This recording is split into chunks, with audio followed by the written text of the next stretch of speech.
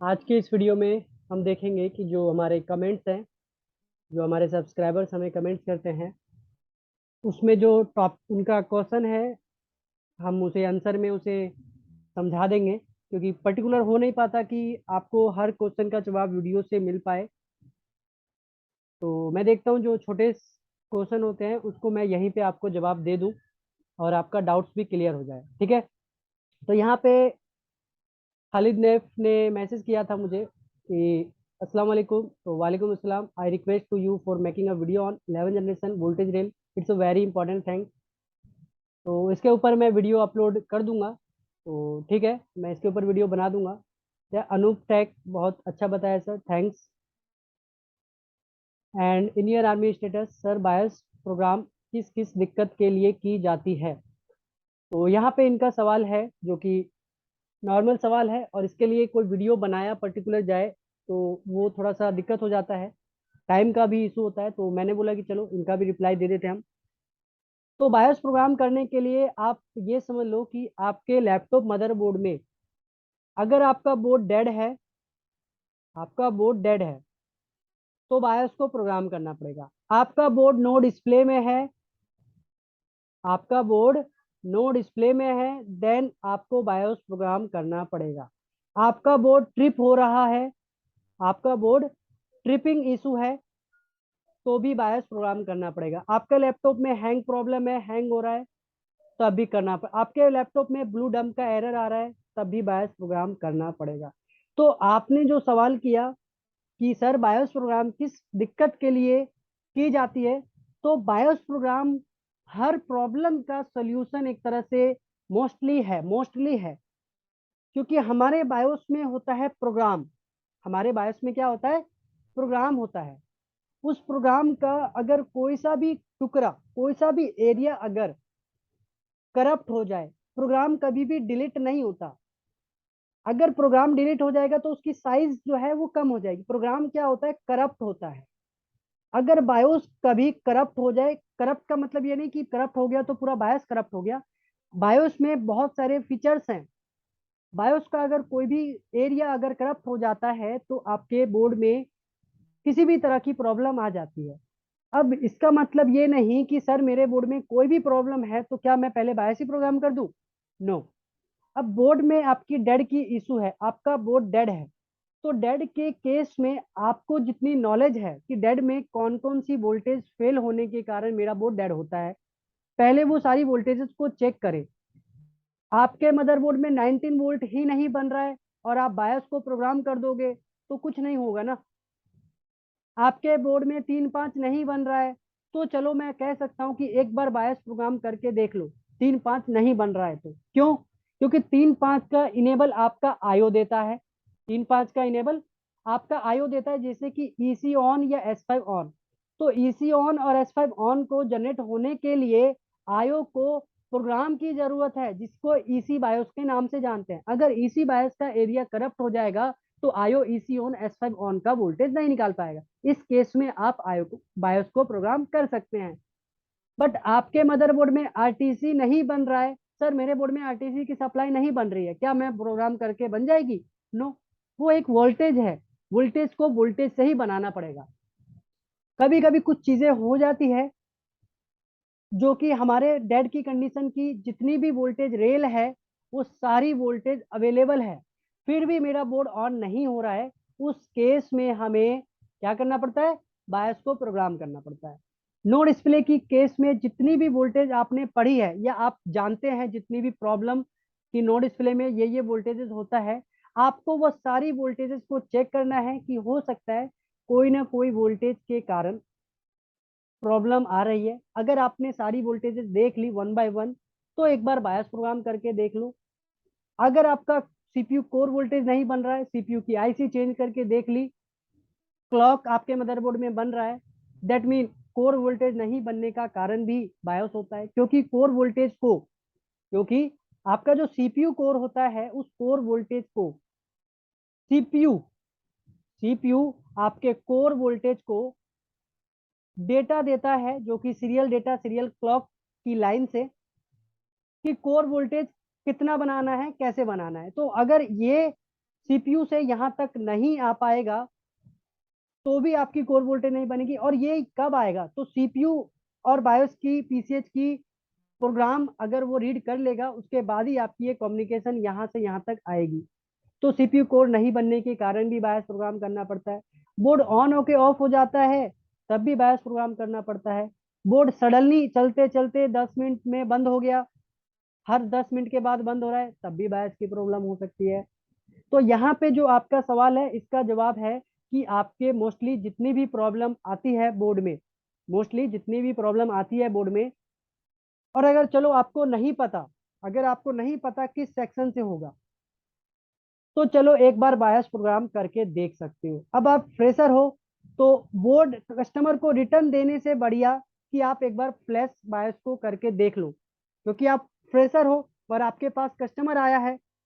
आप काफी लोग बोलते हैं कि बायस अगर कोई भी चीज करें उसके पीछे का रीजन होना चाहिए, बिल्कुल होना चाहिए, बट अगर आप फ्रेशर हैं तो आप उसकी बात को दिल पे ना लें। उसके बाद अगर आपने मान ली तो आपके लैपटॉप कस्टमर के हाथ में रिटर्न जाते रहेंगे, ठीक है ना। तो आपको अपना भी थोड़ा दिमाग, हाँ, बोर्ड को कभी भी टेम्पर नहीं करना। इसलिए बोला जाता है कि जो भी काम है उसके पीछे का रीजन देखो, ये नहीं कि आप कोई भी काम करने लगे।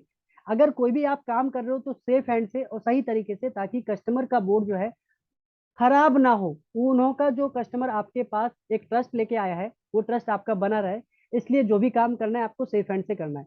तो आपका बायोस करने की प्रॉब्लम जो है, किसी भी फॉल्ट में आप बायोस को प्रोग्राम करके देख सकते हैं। अगर आपकी प्रॉब्लम बायोस से होगी तो केस रिजोल्व हो जाएगा, अगर उससे आगे नहीं पता आपको देन आप कस्टमर को बोर्ड रिटर्न कर सकते हैं। तो बायस आप किसी भी प्रॉब्लम में फ्लैश करके एक बार देख सकते हैं, यहाँ पे इसका ये जवाब होता है आपका, ठीक है। इसके नीचे अगर हम और भी मैसेज देखें कमेंट्स में कि और क्या क्या कमेंट्स हैं, तो यहाँ पे नीचे कमेंट्स है, इन्हीं का है कि यहाँ पे आप नीचे देख सकते हैं, लिखा है सर जी बैटरी सेक्शन की नॉलेज का वीडियो बना दो एक।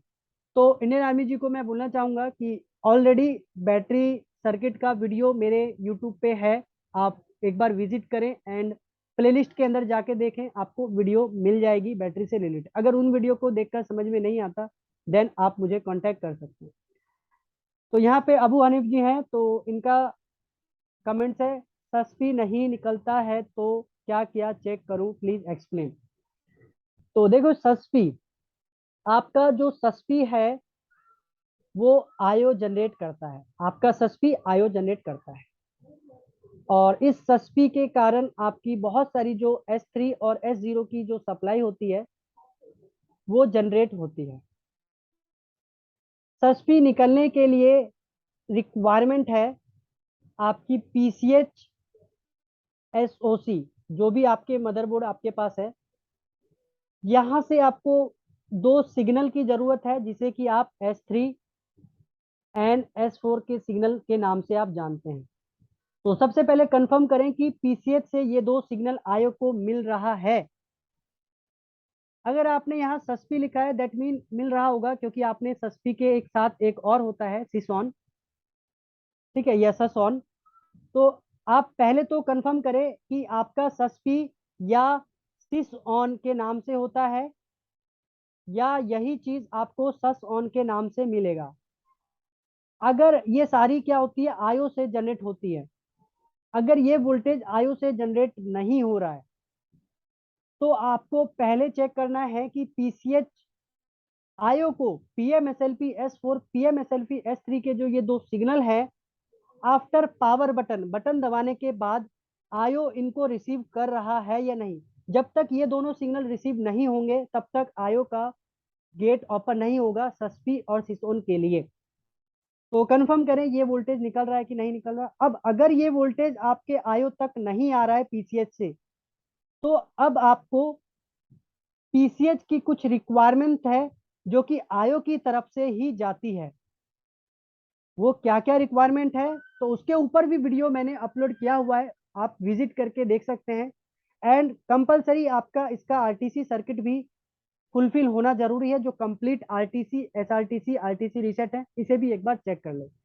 तो इतना रीजन आप चेक करें। हो सकता है कि अगर आपका S4 S3 आ रहा है फिर भी नहीं निकल रहा है तो आयो खराब हो सकता है, या सस्पिसिसोन की जो लाइन है वो लो होने के कारण भी आपकी ये वोल्टेज नहीं बनेगी। ठीक है, तो आप एक बार चेक करें कि रिक्वायरमेंट्स जो है पीसीएच आईओ की वो कंप्लीट है या नहीं, देन आपको रिजल्ट में भी मिल जाए। फिर इनका नेक्स्ट जो है वो रुपेश जी का है। आपने जो नो डिस्प्ले वाला वीडियो बनाया, ये वीडियो बहुत साथ दिया मुझे, थैंक्स। मिकी टेटर, नो डिस्प्ले बना ही नहीं पाता हूँ।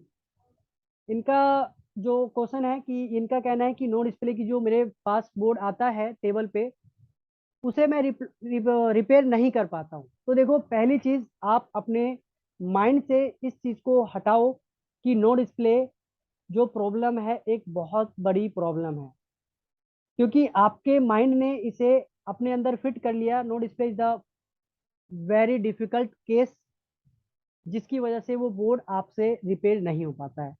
पहले तो आप देखें, जिस तरह से एक बोर्ड है वो डेड है या नो डिस्प्ले है। डेड है तो आप डेड की वोल्टेज के बारे में आप जानते हैं। अगर आपने बोला नो डिस्प्ले नहीं बना पाता हूँ, डेड वोल्टेज तो बना पाते हो ना आप। डेड में क्या क्या है? 19 volt, step down, RTC, BIOS, IO, minimum. ये रिक्वायरमेंट्स आप चेक कर रहे हो अगर आप डेड के बोर्ड को बनाते हो तो नो डिस्प्ले में भी कुछ वोल्टेजेस हैं इसी तरह से। नो डिस्प्ले में भी वोल्टेजेस हैं कुछ इसी तरीके से। Suppose this is a RAM voltage, is the first voltage. Load switch voltage, जिसे आप वीएस वोल्टेज के नाम से समझ सकते हैं।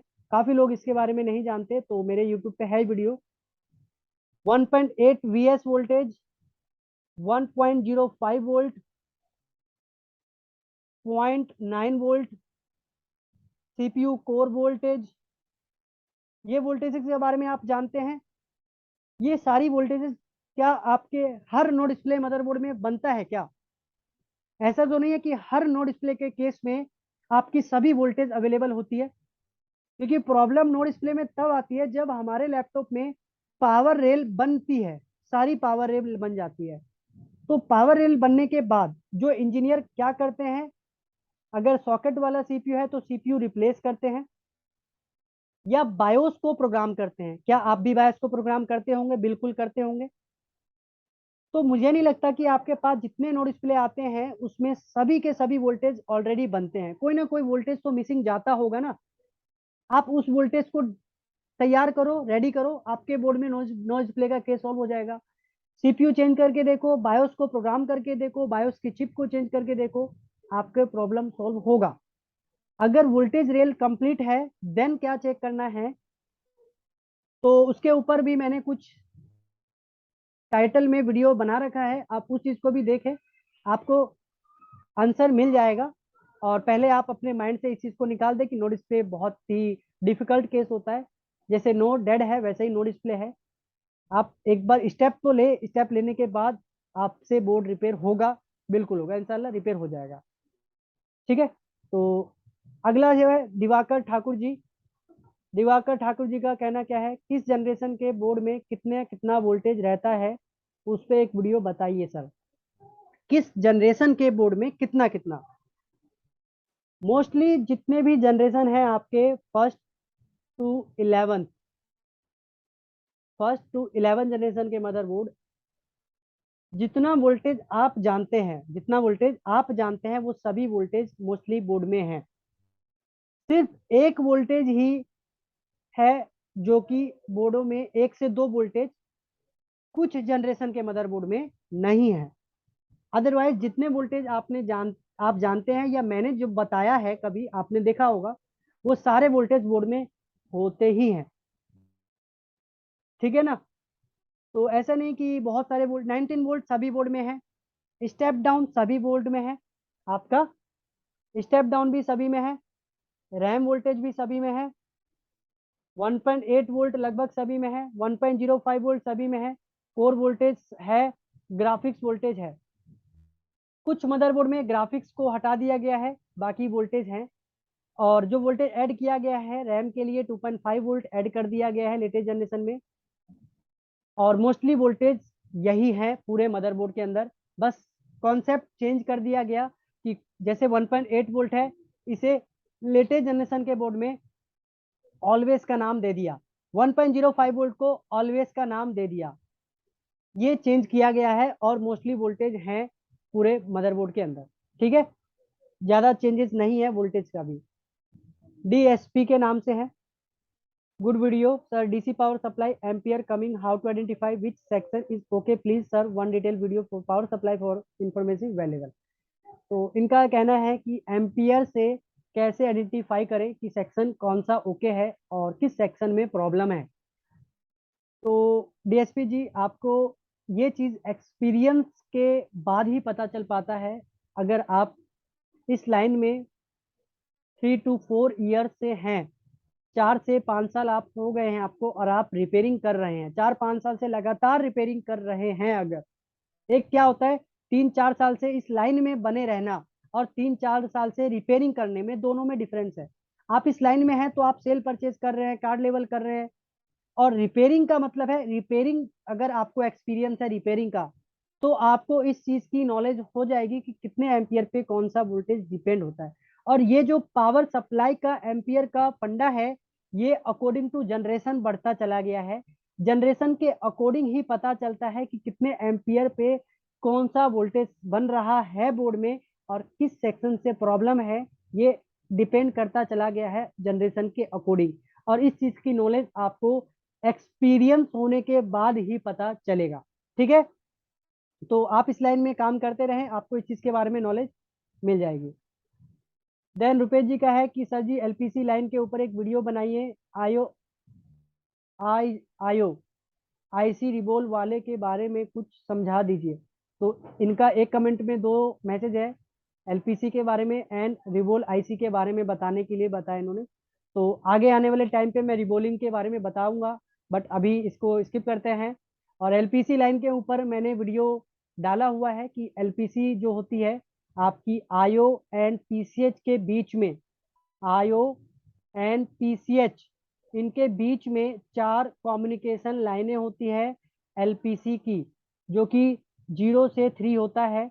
ये एलपीसी आपकी जब होती है स्टार्ट, जब आपका बायोस सही होता है, पूरी voltage rail, power good rail, reset level complete, and आपका जो मेन बायोस है अगर वो कंप्लीट होता है, देन आपकी एलपीसी कम्युनिकेशन होती है। और एलपीसी कम्युनिकेशन होने के बाद ही बोर्ड में डिस्प्ले आता है। आगे हो सकता है कि मैं इसके ऊपर आपको एक ब्रीफली एक्सप्लेन वीडियो के माध्यम से कर दूंगा। अगला है 1M view, sir please make 2 video, LPC clock missing है तो क्या करें, डिटेल में बताइए। एलपीसी क्लॉक, तो जैसे कि अभी रुपेश जी ने पूछा एलपीसी लाइन के बारे में, तो जो कि आईओ एंड पीसीएच के बीच में होता है। एलपीसी की लाइन तभी एक्टिवेट होगी जब एलपीसी क्लॉक पीसीएच से आयो को मिलेगा। ये 33 मेगा हर्ज में या 24 मेगा हर्ज में अकॉर्डिंग टू जनरेशन डिपेंड करता है। ये क्लॉक आयो को मिलना चाहिए। अगर ये क्लॉक नहीं मिलेगा तो बोर्ड में नो डिस्प्ले की प्रॉब्लम आएगी। इस क्लॉक को बनने की क्या रिक्वायरमेंट है, इस क्लॉक को बनने के लिए तो पहले कंफर्म करें क्या पीसीएच की जो 25 या 24 मेगा हर्ज की जो क्रिस्टल है, जो 25 या 24 मेगा हर्ज की जो क्रिस्टल है, क्या वहां पे आपकी फ्रीक्वेंसी जनरेट हो रही है, इनपुट एंड आउटपुट दोनों साइड में, हाई एम्पलीट्यूड लो एम्पलीट्यूड फ्रीक्वेंसी आप चेक करो। अगर ये ठीक है, देन आपका हो सकता है कि आईओ की तरफ से इश्यू हो, या हो सकता है कि आपका पीसीएच इश्यू हो कि आपकी एलपीसी क्लॉक जनरेट नहीं हो रही है। मोस्टली ये ना बनने का कारण आपका पीसीएच का क्रिस्टल भी हो सकता है। बनने के बावजूद भी एक बार इसे रिप्लेस करके देख ले, इसको रिप्लेस करने से हो सकता है आपका एलपीसी क्लॉक बन जाए, या तो आईओ में प्रॉब्लम या तो पीसीएच ही आपका एलपीसी क्लॉक जनरेट नहीं कर पा रहा है। एलपीसी क्लॉक अगर नहीं बनता है तो आप क्या कर सकते हैं, इसके ऊपर ये जो है पेड क्लास में बताई जाती है कि एलपीसी क्लॉक को बाईपास कैसे किया जाता है। तो ये कॉन्सेप्ट हमारे पास है। ठीक है, अदरवाइज आपका फॉल्ट है तो 25 मेगाहर्ट्ज का क्रिस्टल चेंज करके देखे, आईओ रिप्लेस करके देखे, आपका केस रिजोल्व होता है तो ठीक है, अदरवाइज प्रॉब्लम इन पीसीएच के अंदर से हो सकता है। ठीक है, तो यहाँ पे एक प्रॉब्लम है। दिवाकर ठाकुर जी, सर एक वीडियो डेड बोर्ड के पावर सीक्वेंस विथ प्रैक्टिकल करके बनाइए ऑन बोर्ड टेस्टिंग के साथ। ठीक है, मैंने वैसे रिसेंटली एक वीडियो डाला था जो कि 15-20 दिन पहले उसमें कंप्लीट वीडियो डाला है, तो वो आप देख सकते हैं। अदरवाइज कोई डेड बोर्ड आएगा मेरे पास और मुझे टाइम मिलेगा तो मैं इसके ऊपर वीडियो बना दूंगा। ठीक है। DSP ji, 5 volt short checking any video detail, please upload your valuable information need. 5 volt के लाइन में अगर शॉर्टिंग है तो क्या चेक करना है? अगर आपके बोर्ड में 5 वोल्ट की शॉर्टिंग है तो आप यहाँ पे वोल्टेज इंजेक्ट करें, मिनिमम 2 वोल्ट 3 वोल्ट इंजेक्ट करके आप पूरे बोर्ड पे हीट को फील करें कि कहाँ पे कौन सा सर्किट हीट कर रहा है, आपको रिजल्ट मिल जाएगा। AK Ghoshpal sir please so how to check TLT reset by DSO। तो बहुत जल्द मैं इसके ऊपर वीडियो डाल दूंगा। नाइस वीडियो सर जी, बोर्ड में वोल्टेज टेस्टिंग एंड क्लॉक भी बताइए। बोर्ड में वोल्टेज टेस्टिंग और क्लॉक भी बताइए। ठीक है। Very good explain bro, I am facing PSID problem in Dell 5520, no voltage in PSID pin showing in BIOS unknown, what should I check if you. तो इनका कहना है कि PSID में इनको प्रॉब्लम है जो कि 5520 है, PSID पे वोल्टेज नहीं आ रहा है। तो आपको पहले PSID की नॉलेज लेनी पड़ेगी। PSID की अगर आपको नॉलेज है, PSID how to work, then आपको इसका रिजल्ट, इसका आंसर मिल जाएगा। आप मेरे चैनल पे जाके PSID का सर्किट देख सकते हैं और उसमें आपको समझ में आ जाएगा। If voltage is missing PSID path, then what is the check, what should check. Sarwar Shahi sir, एक वीडियो बनाइए मॉसफेट के बारे में, SMD MOSFET N channel P channel को कैसे चेक करें ऑन ऑफ कंडीशन में, 8 लैख और 3 लैख किस पे कितना वोल्टेज आना चाहिए। तो इसके ऊपर मैंने वीडियो बना रखा है बट अपलोड नहीं किया, बहुत जल्द ये अपलोड हो जाएगा। Vikas Pawar X12 win section video sir. तो X12 में भी कोई डिफरेंस नहीं लगता कि इसके अंदर कोई प्रॉब्लम होगा। अगर मैं X12 की वीडियो अगर मैं देखूं, X12 में क्या है ऐसा चेंजेस, तो यहाँ पे मैं देख लेता हूँ फटाफट क्या मैंने ऐसा कुछ इसमें स्पेशल है जो आपको समझ में नहीं आया। तो मैं एक बार विन सर्किट पे आ जाऊंगा और विन सर्किट के अंदर मैं देखूंगा, तो ऐसा कुछ है नहीं यहाँ पे, मुझे इसको देखकर समझ में आ रहा है। आपको अगर इसके बारे में समझना है तो आप सिंपल R33 या R23 के ऊपर मैंने वीडियो बना रखा है जो कि वोल्ट इन, जो आप मेरे यूट्यूब पे प्लेलिस्ट के अंदर जाएंगे वहां पे R23 का वीडियो मिलेगा। अगर आपने उसको देख के समझ लिया दैट मीन आप इसको भी समझ जाएंगे। हाँ, बट इसके अंदर जो चार्जिंग आईसी यूज की गई है वो लेटेस्ट चार्जिंग आईसी यूज की गई है। तो इसमें यहाँ पे एक दो पिने एक्स्ट्रा है, जैसे प्रोसेसर हॉट एंड बैट पे। तो आप मेरे प्लेलिस्ट के अंदर जाकर वोल्ट इनकी कम से कम 10 से 15 वीडियो है, आप अगर उसे वन बाय वन सारी वीडियो को देखते हैं तो आपको कभी भी वोल्ट इन सर्किट को समझने की जरूरत नहीं पड़ेगी, क्योंकि उसमें जितने भी स्पेशल टॉपिक्स हैं नॉर्मल टू एडवांस सभी को कवर किया गया है और उसे पब्लिश भी मैंने कर दिया है। तो प्लेलिस्ट में जाके सभी विन सर्किट को अच्छे से देख लें, आपको रिजल्ट मिल जाएगा। ठीक है। तो कोई डिफरेंस नहीं था तो आप समझ सकते हैं उसको देखकर।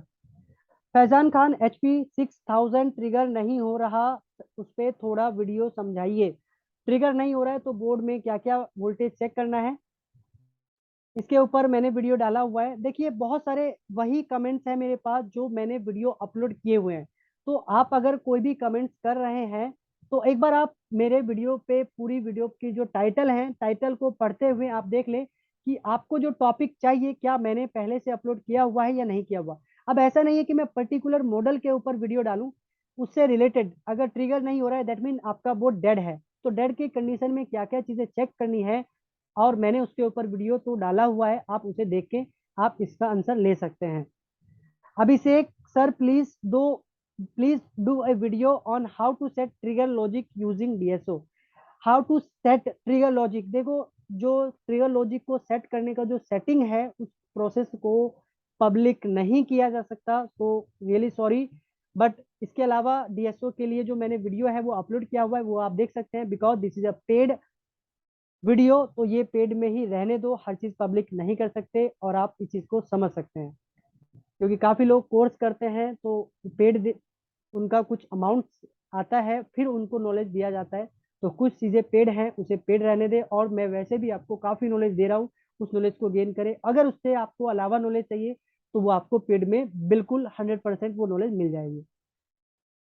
भारत रावल सर, मैकबुक का 1466 है जिसका पार्ट नंबर ये है, everything okay but 440 milli ampere लेता है, फिर एम्पियर स्टेप स्टेप अप होता है तो वो ऊपर जाएगा जैसे जैसे आपका सीपीयू हीट होगा, but no display sir any solution. तो 450 मिली एम्पियर जा रहा है। आपने क्या क्या किया, पहले तो कंफर्म करें आपकी वोल्टेज रेल कंप्लीट है। अगर वोल्टेज रेल कंप्लीट है, एक बार अपने मदरबोर्ड को फिजिकल के लिए बहुत अच्छे से चेक कर लें, क्योंकि मोस्टली बोर्ड में क्रोजन फिजिकल के कारण प्रॉब्लम आती है। अदरवाइज इसमें जो बायोस लगा है, जो कि आपको पिनलेस बायोस होगा, विनबोर्न की बायोस लगी होगी 1466 में, आप इसे प्रोग्राम करें, फ्लैश करें, मे बी रिजोल्व हो जाए। या आप वोल्टेज रेल की प्रॉब्लम होगी, एक बार वोल्टेज को चेक कर लें सही से। या फिर एडवांस लेवल पे आपको क्लॉक भी चेक करना पड़ेगा, PLT reset, RAM reset and LPC clock, ये सारी रिक्वायरमेंट्स को चेक करना पड़ेगा। अनीस रज्जाक सोए भाई, प्लीज आप नो डिस्प्ले के केस में पीसीएच के कौन कौन से सेक्शन को चेक करें बताना। इसके ऊपर ऑलरेडी वीडियो है, आप चेक कर सकते हैं। सोनी का विन सर्किट का वीडियो बना दो, ऑलरेडी यहाँ पे बना हुआ है सोनी का विन सर्किट। तो सोनी का विन सर्किट मैंने अपलोड किया हुआ है, आप मेरे प्लेलिस्ट के अंदर जाके देख सकते हैं। Arpan Bhosal, do you know any place that PCH chip is India for laptop any price. तो ये परचेज करने के लिए बोल रहे हैं, तो sorry. Laptop restart after shutdown problem, any tips या any idea where to start checking laptop restart after shutdown. Laptop बंद होने के बाद ऑटोमेटिक रीस्टार्ट होता है। इसकी प्रॉब्लम अगर आपका लेनोवो का लैपटॉप है तो नोवो बटन से भी आ सकता है। ऑन ऑफ लाइन में अगर कोई कंपोनेंट है उसके लीकेज के कारण भी आ सकता है, बायोस के कारण भी आ सकता है, आईओ के कारण भी आ सकता है। तो प्रॉब्लम का सोल्यूशन बहुत है, आप स्टेप बाय स्टेप एक एक चीज को फॉलो करें, आपको रिजल्ट मिल जाएगा। ठीक है। तो यहाँ पे sir please make a video on the all sequence. Okay. तो भाई मदरबोर्ड में पहले कौन सा फिर कौन सा वोल्टेज या सिग्नल बनेगा, इस पर एक वीडियो बना दो प्लीज भाई। तो आप अभय सिंह, आप कोई भी स्कीमेटिक देखेंगे आपको वहाँ पे पावर सीक्वेंस मिलता है, पावर रेल मिलता है, उसमें ऑलरेडी लिखा हुआ है कि कौन सा वोल्टेज कैसे, कौन सा वोल्टेज कब, उसके बाद सेकंड थर्ड फोर्थ फिफ्थ जो सीक्वेंस है वो पावर रेल में है, आप वहाँ से कलेक्ट कर सकते हैं। ठीक है। तो यहाँ तक मैं कमेंट्स को आज के लिए यहीं तक रखता हूँ, काफ़ी कमेंट्स हो चुके हैं। फिर मिलेंगे अगले वीडियो में जो कि आपका कमेंट्स को लेकर आएंगे। तो आई होप आपके जो क्वेश्चन थे मैंने इसके जवाब दे दिए, काफ़ी कमेंट्स हो गए थे और मैं हर कमेंट का जवाब देना कंपलसरी समझता हूँ, क्योंकि अगर आप कमेंट्स कर रहे हैं, आपका डाउट्स है, तो उस डाउट्स को क्लियर करना जरूरी है। ठीक है। तो फिर मिलेंगे नेक्स्ट वीडियो में, तब तक के लिए bye bye and thank you for watching this video.